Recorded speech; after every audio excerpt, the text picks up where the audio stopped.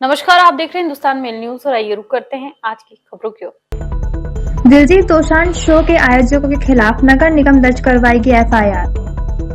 निगम commissioner ने ली समीक्षा बैठक, एक जोन अधिकारी को थमाया शोकॉज नोटिस। कांग्रेस कार्यालय पर हुए मामले को लेकर प्रदर्शन करने पहुंची पीसीसी चीफ जीतू पटवारी ने बाबा साहेब अम्बेडकर की फोटो को रखा अपने घुटनों पर। यातायात व्यवस्था के दौरान पारदर्शिता लाने के लिए नवाचार। यातायात पुलिस बॉडी वॉर्न कैमरे का कर रही उपयोग। हाईकोर्ट का बड़ा फैसला, मंदसौर में पूचर खाने की मंजूरी को हरी झंडी। दोस्ती कर म्यूट वीडियो कॉल बनाया युवक ने ली पुलिस की शरण। इंदौर में वक्फ की फर्जी मोहर लेटर पैड से की गई धोखाधड़ी, पुलिस जांच में जुटी। पुलिस ने साइबर सुरक्षा को लेकर पोस्टर जारी किए, जन सुनवाई में पहुंचे लोगों को भी पोस्ट भेंट किया। इंदौर में बाबा साहेब के अपमान और कांग्रेस कार्यालय पर हुए हमले को लेकर प्रदर्शन करने पहुंचे पीसीसी चीफ जीतू पटवारी का एक वीडियो सामने आया है, जहां जीतू पटवारी ने बाबा साहेब अम्बेडकर की फोटो को अपने घुटनों पर रखा और कार्यक्रम की जानकारी नोट की, जिसका वीडियो सोशल मीडिया पर सामने आने के बाद निगम के परिषद सम्मेलन में इस विषय को लेकर हंगामा हुआ।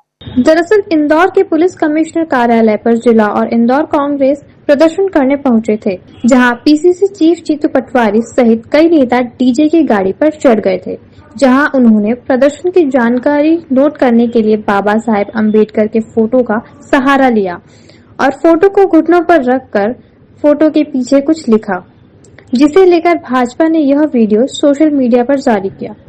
इस विषय को आज भाजपा पार्षदों ने नगर निगम के परिषद सम्मेलन में मुद्दा बनाया और जीतू पटवारी का पोस्टर लेकर बाबा साहेब के अपमान का आरोप लगाते हुए माफी मांगने की बात कही है। इस दौरान परिषद सम्मेलन में काफी हंगामा भी हुआ।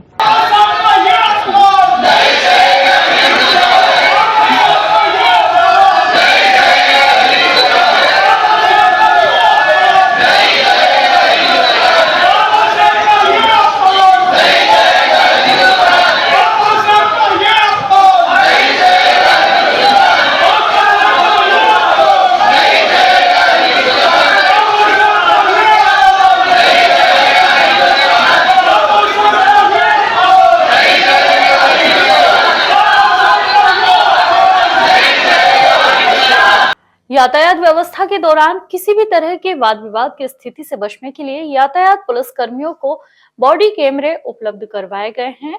सब इंस्पेक्टर और सूबेदार स्तर के अधिकारी चालानी कार्रवाई व्यवस्था के दौरान वर्दी पर लगाते हैं। बॉडी वॉर्न कैमरे देने के पीछे का उद्देश्य यह है कि पुलिस और जनता के बीच ट्रांसपेरेंसी बनी रहे। हर एक वाहन के चालान को लेकर इस कैमरे में कैप्चर किया जाएगा ताकि उसकी जानकारी ट्रैफिक पुलिस को भी रहे। कोई विवाद की स्थिति भी बनती है तो उसको भी इस कैमरे के माध्यम से देखा जा सकेगा।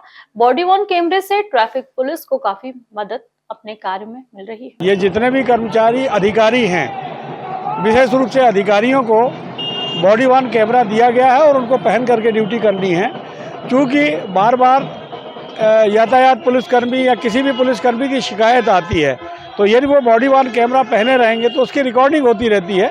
उस रिकॉर्डिंग से उसको वेरीफाई किया जा सकता है। इससे पारदर्शिता बढ़ेगी और पब्लिक को भी ये सपोर्ट रहेगा कि यदि किसी ने उसके साथ कोई गलत व्यवहार किया, दुर्व्यवहार किया है, तो वो बॉडी वॉर्न कैमरा की से हम लोग उसको वेरीफाई कर सकते हैं। इंदौर में आयोजित दिलजीत दोसांझ के शो ने प्रशंसकों को भले ही खूब मनोरंजन दिया हो, लेकिन इस शो के आयोजकों के लिए मुश्किलें बढ़ती हुई नजर आ रही है।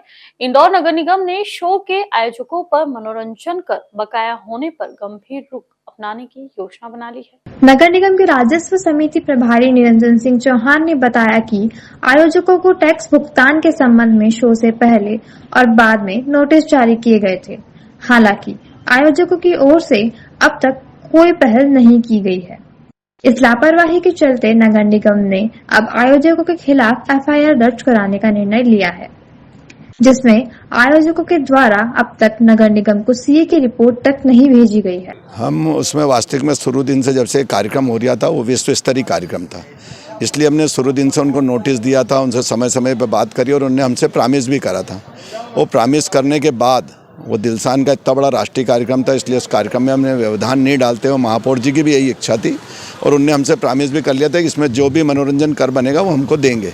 और अब उनकी मंशा इसी लगने लग गई कि शायद उसका पैसे देने में आनाकानी करने लग गए। और बम्बई उनका ऑफिस है, हमने उनको उसके बाद भी 2 से 3 बार संपर्क करा, वो नहीं दे रहे हैं। इसलिए अब हम उसकी तैयारी कर रहे हैं कि हम कानूनन उनके खिलाफ FIR दर्ज करें, क्योंकि उनने वादा करके अपने, इसलिए 420 टाइप भी मुकदमा बनता था। हम उसके जो भी हमारी धाराएं दफा होगी उसमें मुकदमा दर्ज करने की तैयारी करें। अडल सिटी ट्रांसपोर्ट सर्विस लिमिटेड के कार्यालय पर निगम कमिश्नर ने समीक्षा बैठक ली।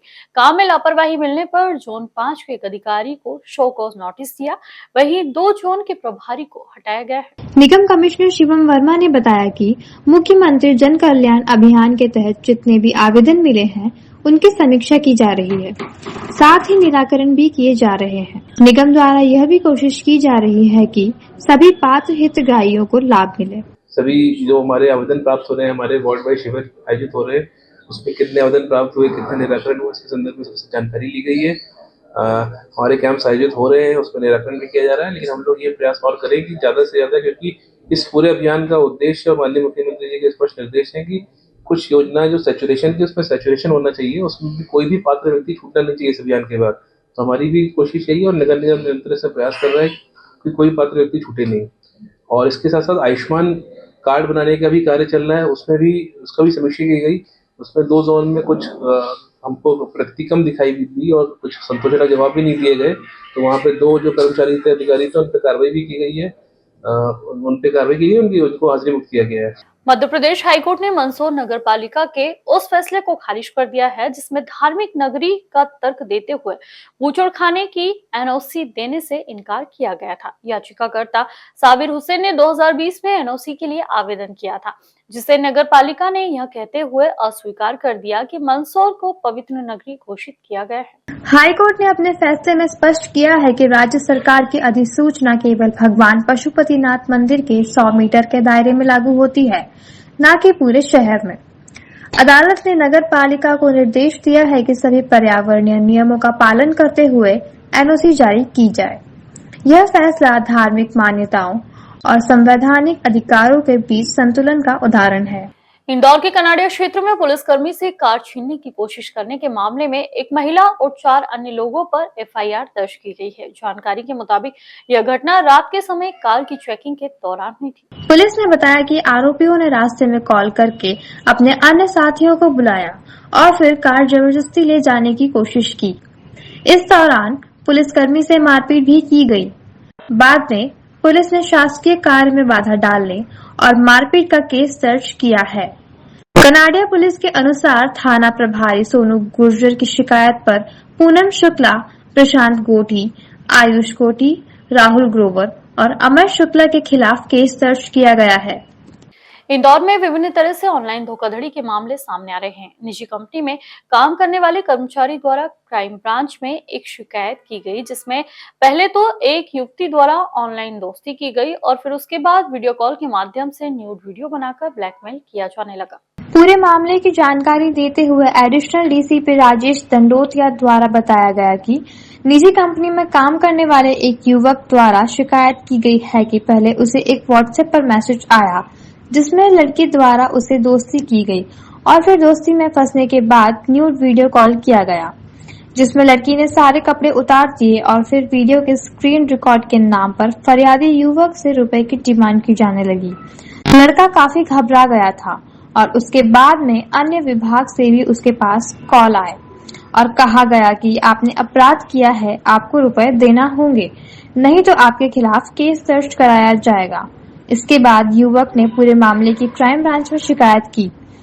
पुलिस फोन नंबर और व्हाट्सएप कॉल के आधार पर जांच पड़ताल में जुटी हुई है। एक पीड़ित है जो कि यहाँ क्राइम ब्रांच में आया है, उसके द्वारा ये बताया जा रहा है कि वो पेस्ट कंट्रोल में काम करता है। उसके पास शुक्रवार की नाइट में एक मैसेज आया था, अननोन DP थी जिसमें एक सुंदर सी लड़की बनी हुई थी और उसने हाय हेलो का मैसेज भेजा। फिर फ्रेंडशिप की बात कही तो मैंने एक्सेप्ट कर ली थी। फिर उसके बाद बोला कि मैं वीडियो कॉल करूंगी, तो उसने बोला एक्सेप्ट कर लिया वीडियो कॉल को। अननोन नंबर से वीडियो कॉल इसने रिसीव कर लिया और उसके बाद फिर उस लड़की न्यूड हुई और कुछ आपत्तिजनक उसने जो हरकत की। उसके बाद वो वीडियो कॉल कट गया। फिर उसके बाद से लड़की ने वो वीडियो भेजा और बोला कि अगर तुम चाहते हो कि मैं इसको सोशल मीडिया वायरल नहीं करूं तो मैं एक अकाउंट नंबर भेज रही हूँ, उसमें आप पैसा जमा कर दीजिए।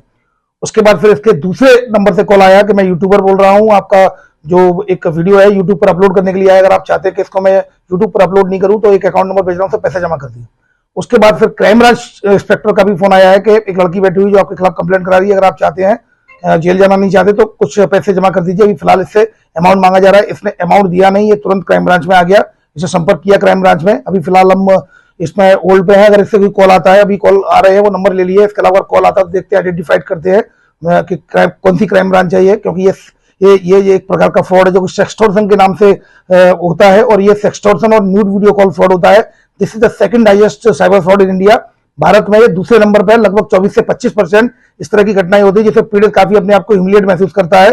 भारत में वक्फ बोर्ड को लेकर जहां एक और हिंदू संगठन विरोध प्रदर्शन कर रहा है, तो वहीं दूसरी ओर वक्फ बोर्ड की संपत्तियों को लेकर धोखाधड़ी से जुड़ा हुआ मामला सामने आया है, जिसको लेकर पुलिस ने शिकायती आवेदन के आधार पर नासिर खान व्यक्ति के खिलाफ शिकायत दर्ज की है। पूरे मामले की जानकारी देते हुए एडिशनल डीसीपी राम स्नेही मिश्रा ने बताया कि मध्य प्रदेश बोर्ड भोपाल द्वारा एक शिकायती आवेदन प्राप्त हुआ था, जिसके आधार पर जांच पड़ताल की गई और नासिर खान के खिलाफ विभिन्न धाराओं में केस दर्ज किया गया है।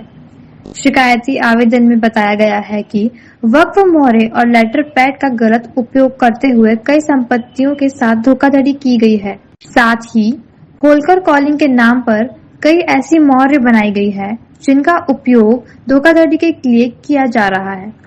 फिलहाल पुलिस ने शिकायती आवेदन के आधार पर प्रकरण दर्ज कर जांच शुरू कर दी है। ऐसे आरोप लगाए गए हैं। आरोपों में देखा गया कि प्रथम दृष्टया अपराध धारा सदर 420, 467, 468, 471 का मामला बनता है, जिसमें से प्राथमिकी दर्ज कर ली गई है और आरोपी को गिरफ्तार कर लिया गया है। आरोपी के पास से वजह सबूत, कुछ सील मोहर, कुछ दस्तावेज भी जब्त किए गए हैं और जांच में अन्य तथ्य एवं साक्ष्यों को कलेक्ट करने के लिए पीआ लिया गया है और जल्दी से जल्दी उसमें सारे दस्तावेज और सारे जितने भी कूटरचित दस्तावेज हैं वो जब्त करके प्रकरण को न्यायालय प्रस्तुत किया जाएगा। इंदौर में साइबर धोखाधड़ी को लेकर पुलिस द्वारा कई तरह के कैंपेनिंग की जा रही है और इसी के तहत पुलिस कमिश्नर द्वारा तमाम अधिकारियों के साथ मिलकर साइबर सुरक्षा को लेकर पोस्टर जारी किया गया, जो कि आने वाले दिनों में तमाम स्थानों पर नजर आएंगे। इंदौर पुलिस कमिश्नर द्वारा जब से शहर की कमान संभाली गई है, तब से आपराधिक घटनाओं पर अंकुश लगाने के लिए रात्रि गश्त बढ़ गई है, तो वहीं दूसरी ओर साइबर अपराधी घटनाओं की रोकथाम के लिए भी कई तरह से अभियान चलाया जा रहा है और इसी के तहत आज पुलिस द्वारा एक पोस्टर जारी किया गया, जिसमें 1930 नंबर सहित साइबर अपराध का हेल्पलाइन नंबर अंकित किया गया है और तमाम जागरूकता से जुड़े हुए स्लोगन भी लगाए गए हैं। पुलिस कमिश्नर संतोषी का कहना है कि किसी भी तरह से हम साइबर अपराध को रोक सके, यह हमारा उद्देश्य है और लोगों को जागृत कर सके, ताकि जागरूकता के कारण कोई भी साइबर अपराधी की ठगी का शिकार ना हो सके।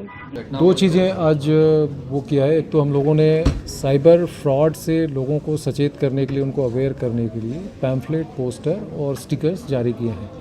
इसमें बड़ी संख्या में 20,000 से लेकर 5,000 तक की संख्या में ये प्रिंट किए गए हैं और इसमें हम लोग जो पब्लिक ट्रांसपोर्ट की गाड़ियाँ हैं, जो ऑफिसेज हैं, इंडिविजुअल्स हैं, स्कूलों में जब हम जाते हैं अवेयरनेस प्रोग्राम करने के लिए, लोगों को जागरूक करने के लिए, तो स्कूल के स्टूडेंट्स को, उनके जो टीचर्स हैं, उनका जो स्टाफ है, उनमें ये वितरित किए जाएंगे और इन सभी का पूरा उद्देश्य यही है कि लोगों में साइबर फ्रॉड को लेके जागरूकता है और कैसे इससे बचा जाए, इस बारे में लोग जानकारी रखें और इस तरह की घटना घटित ना हो।